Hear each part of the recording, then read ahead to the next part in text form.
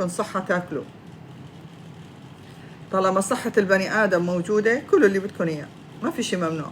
في ناس تاكل لحمة الصبح، في ناس تاكل سودا، كبدة، اللي بدكم إياه اعملوه، ما في شيء ممنوع. يعني بآسيا بياكلوا لحوم، بياكلوا أي شيء الصبح، ما بتفرق معهم. هي شو بيسموه يعني رغبة يعني أنا جاء على بالي آكل بأكل. بس مهمة جدا الصبح، مهم إنه إحنا نفطر. طبعا الغداء أنتوا عارفين، أنا بالنسبة إلي ما في إشي اسمه عشاء، العشاء ملغي من حياتي. يعني اللي بيجوع ياكل أي شيء، ولكن بناكل المساء ممكن فواكه، مكسرات، هالأمور هاي إيه.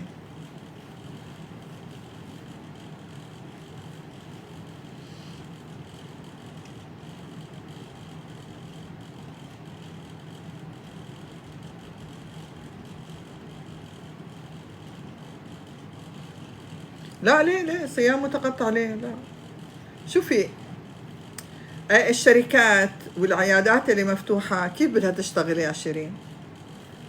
قال ايه، دايت على المي او دايت على موز او لا، الجسم